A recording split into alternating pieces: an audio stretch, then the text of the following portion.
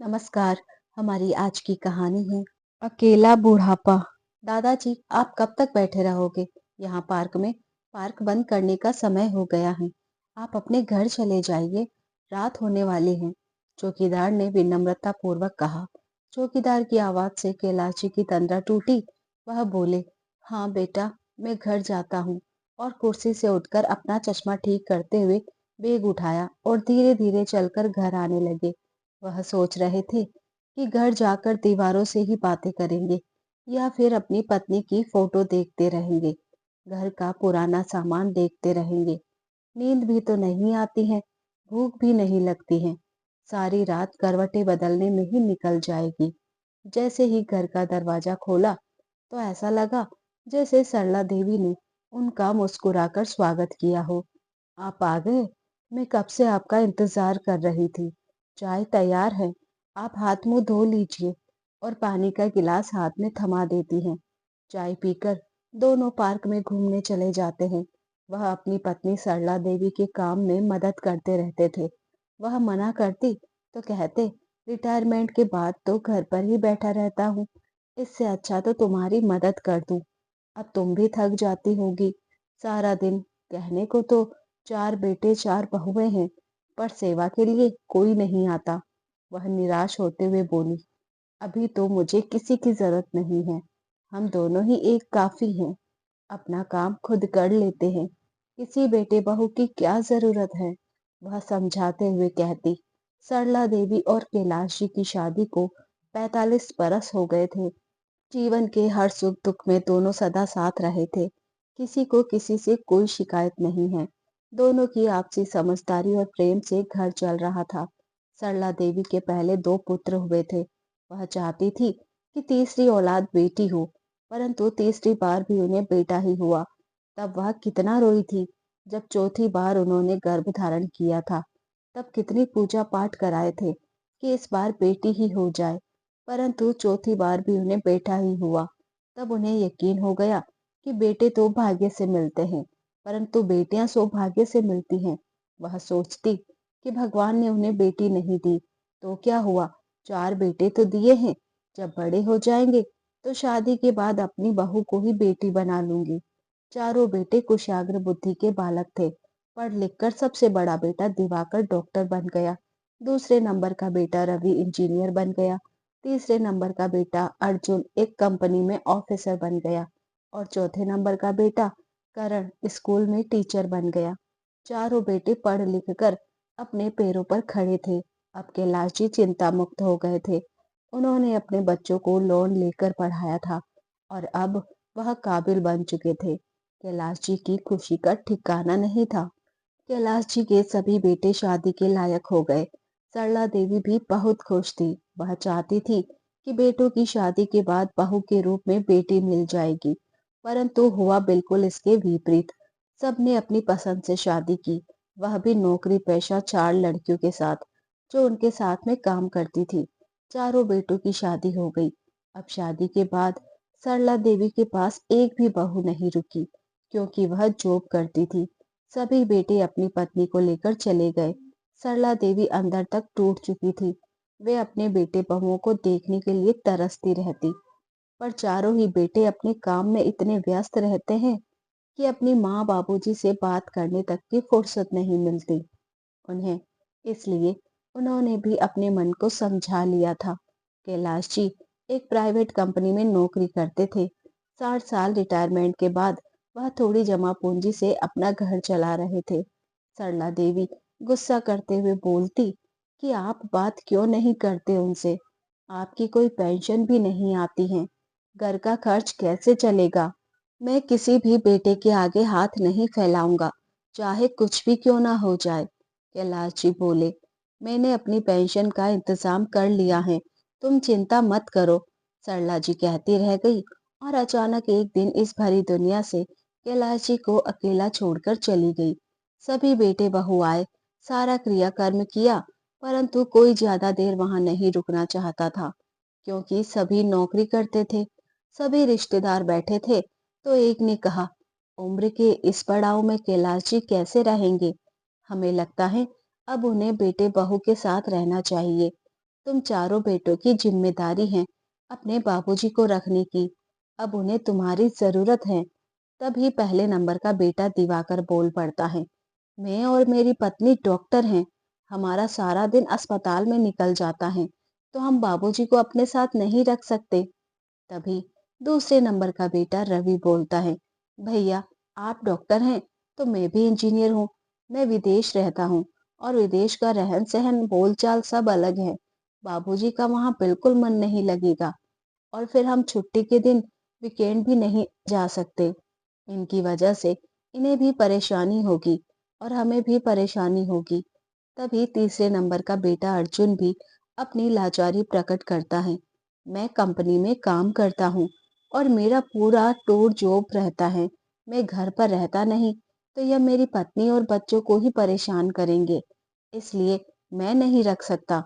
चौथे नंबर का सबसे छोटा बेटा करण अब कहाँ पीछे रहने वाला था। वह भी बोला, मैं और मेरी पत्नी दोनों स्कूल में टीचर हैं, तो हमारा सारा दिन स्कूल में ही निकल जाता है।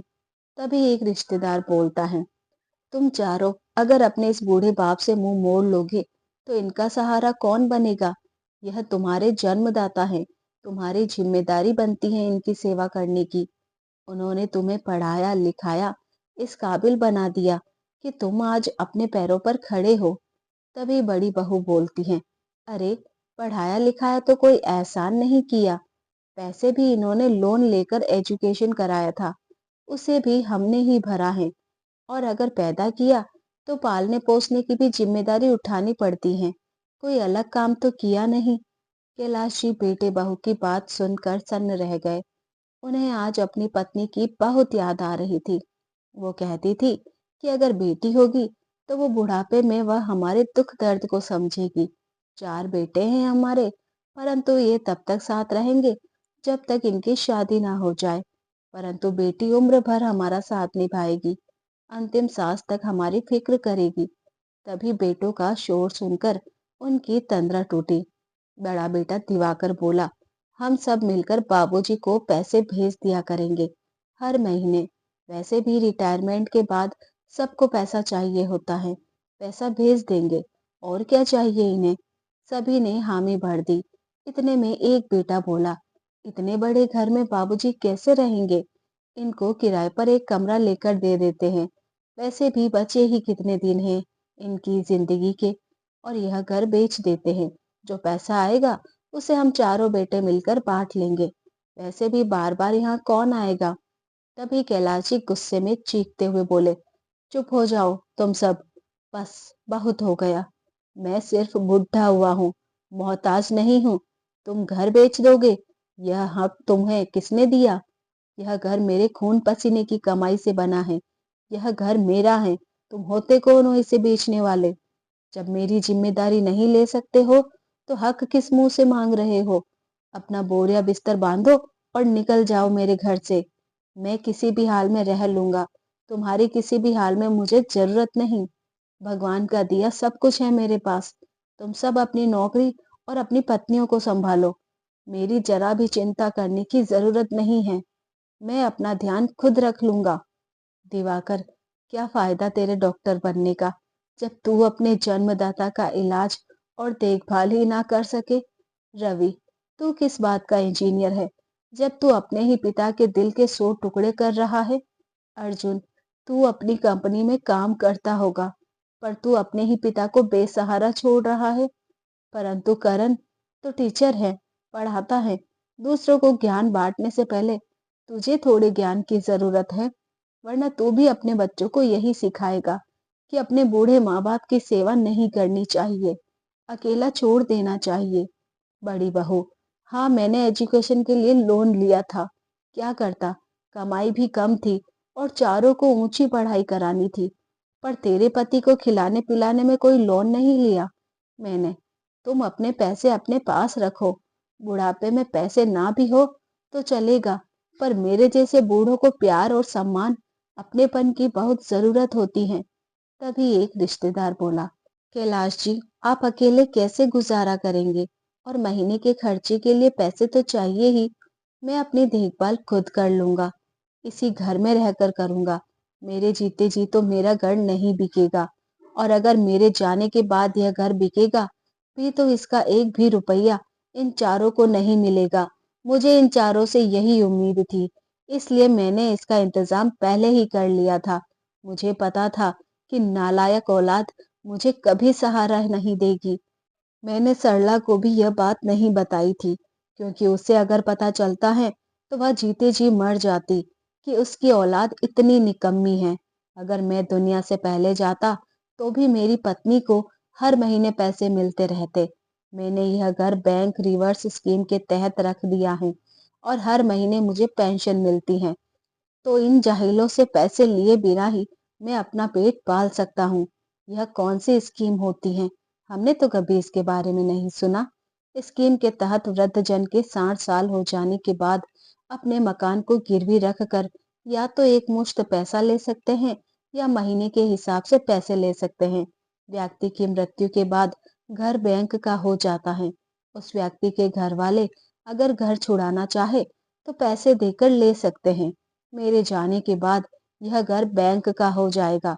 घर का एक टुकड़ा भी किसी को नहीं मिलेगा। तुम चारों तो बहुत कमाते हो, तुम्हें पैसे की क्या जरूरत है? फिर भी बूढ़े माँ बाप की जायदाद पर नजरें गड़ाए हुए हो। बाप की जायदाद उसके बच्चों के लिए आशीर्वाद की तरह होती है, जो बच्चों को देने में पिता बड़ा गर्व महसूस करते हैं। परंतु मैं तुमसे यह आशीर्वाद छीनता हूँ। अब तुम यहाँ से जा सकते हो। कैलाश जी रूंधे गले से बोले। चारों बेटों की नजर शर्म से झुक गई। उन्हें आत्मग्लानि महसूस हुई। वह अपने बूढ़े बाप को अपना मोहताज समझ रहे थे, पर उन्होंने मजबूत होकर जीवन के हर दुख को पार किया। अपने रिटायरमेंट के बाद भी अपने खाने पीने का इंतजाम खुद से कर लिया। जब चारों बेटे जाने लगे तो वह बोले, यहाँ कभी वापस मत आना। जब मैं मर जाऊं तो मुझे कंधा देने भी मत आना। यह हक भी मैं तुमसे छीनता हूँ। भगवान तुम्हारे जैसी औलाद किसी को ना दे। और वह अपने कमरे में चले गए। कैलाश जी रोज इसी तरह पार्क में बैठे रहते। चार बेटों के होते हुए भी उन्हें अकेला रहना पड़ता है, परंतु वह किसी पर निर्भर नहीं है।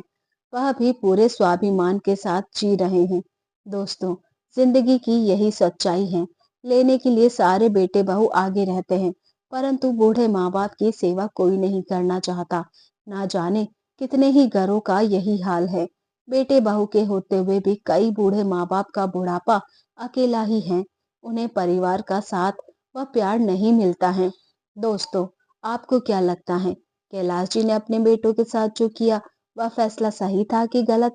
कमेंट बॉक्स में अपनी राय जरूर बताएं और ऐसी कहानी सुनने के लिए हमारे चैनल को सब्सक्राइब करें, वीडियो को लाइक करें। मिलते हैं फिर एक और कहानी के साथ। तब तक के लिए धन्यवाद। आप अपना ख्याल जरूर रखिए। वीडियो को हाइप करना ना भूलें। अपनी फैमिली और अपने फ्रेंड्स के साथ कहानी को शेयर जरूर कीजिए। आप सुनना चाहते हैं कोई कहानी हमारी जुबान, तो आप हमें सेंड कर दीजिए। हम सुनाएंगे आपको वही कहानी। धन्यवाद।